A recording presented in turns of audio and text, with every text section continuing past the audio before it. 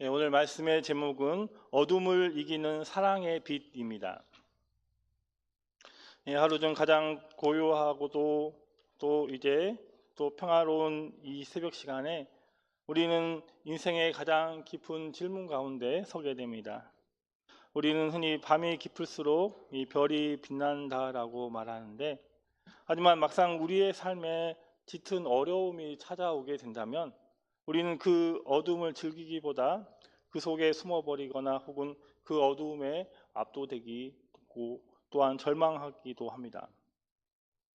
오늘 우리가 읽은 이 본문은 기독교 신앙의 정수이고 또 복음 중의 복음이라고 불리는 바로 요한복음 3장 16절을 포함하고 있습니다. 너무나 잘 알고 익숙해서 또한 자칫 가볍게 이게 지나칠 수 있는 이 말씀 속에 사실은 우리 인간의 가장 처절한 부족과 그리고 하나님의 파격적인 사랑이 고스란히 담겨 있는 것입니다. 우리가 살아가면서 숨기고 싶은 비밀이나 그리고 누구에게나 말 못할 마음의 짐이 분명히 있으실 것입니다. 사람들은 대개 자신의 허물이나 실수가 밝은 대낮의 햇빛 아래 드러나는 것을 두려워합니다.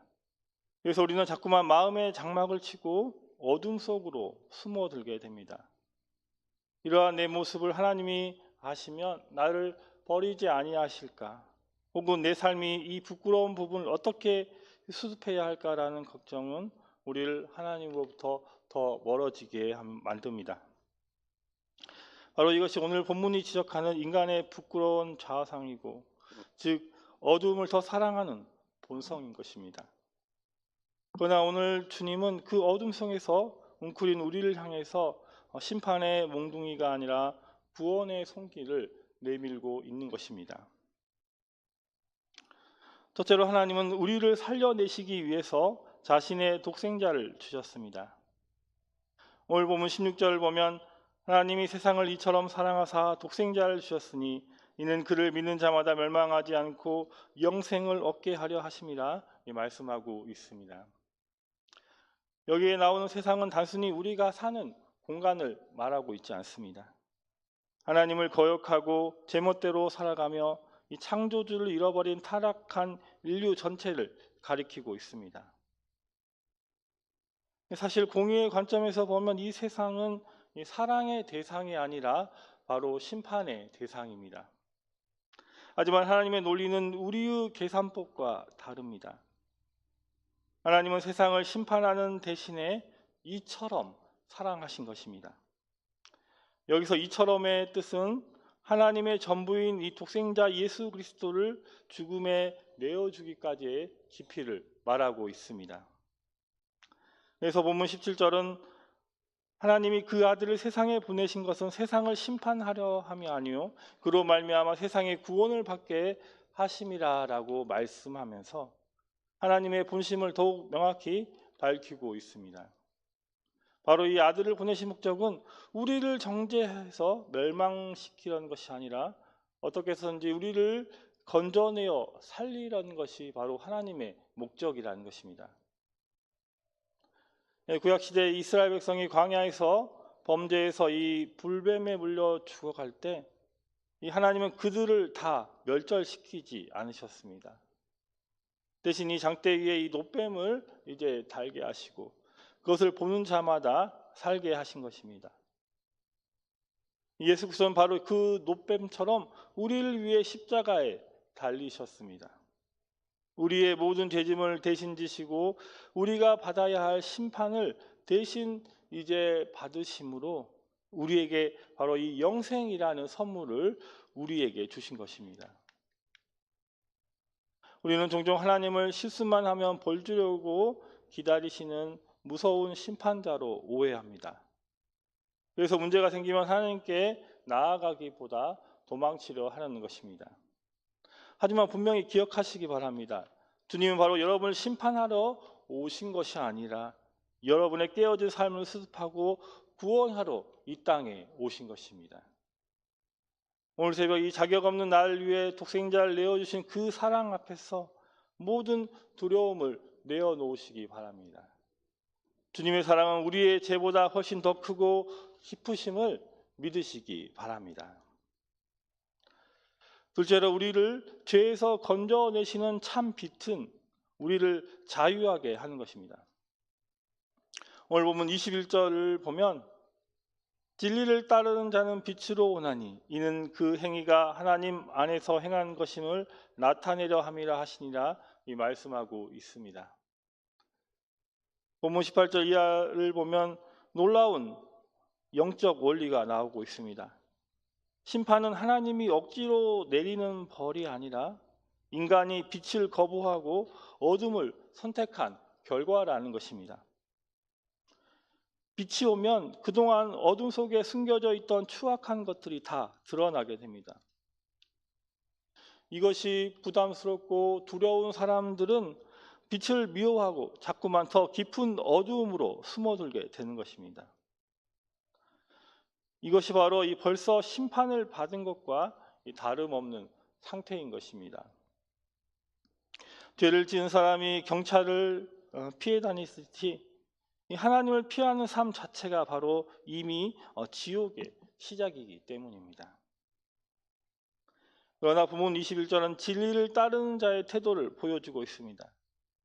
그는 자신의 부족함에도 불구하고 빛으로 나오게 됩니다.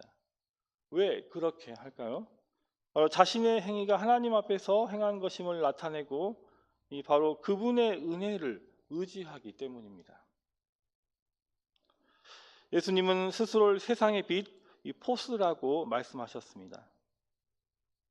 빛은 이 두 가지 기능이 있는데 하나는 바로 감추어진 것을 이제 폭로하는 것이고 다른 하나는 바로 살리는 것입니다.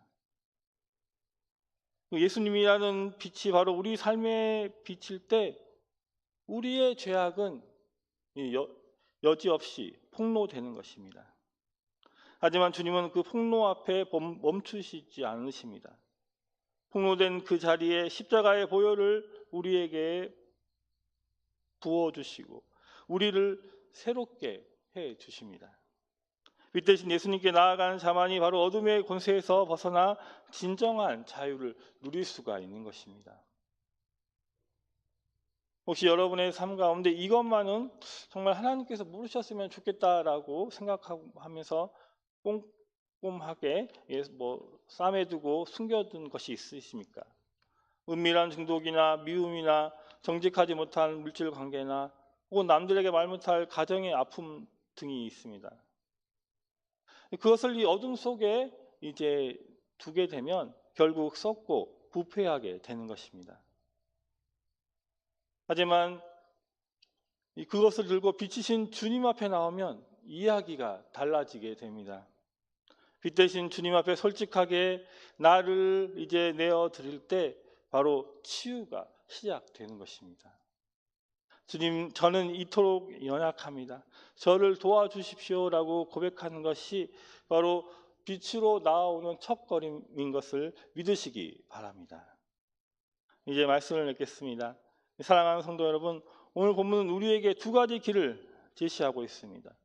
나의 수치와 죄가 드러날까 봐 두려워하며 계속해서 어둠 속에 이제 머물 것인가? 아니면 나를 구원하시려 독생자까지 내어주신 하나님의 사랑을 신뢰하며 빛 가운데로 당당히 나아올 것인가? 우리에게 질문하고 있습니다.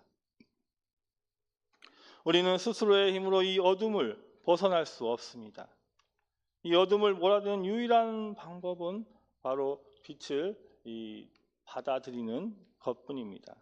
오늘 이 새벽 우리 안에 계신 성령님께 간구하면서 성령님, 내 마음의 어두운 모든 구석을 비추어 주시옵소서. 내 죄를 정직히 보게 하시고 그보다 더 큰 예수 그리스도의 십자가의 사랑을 의지하게 하옵소서라고 기도하시기 바랍니다.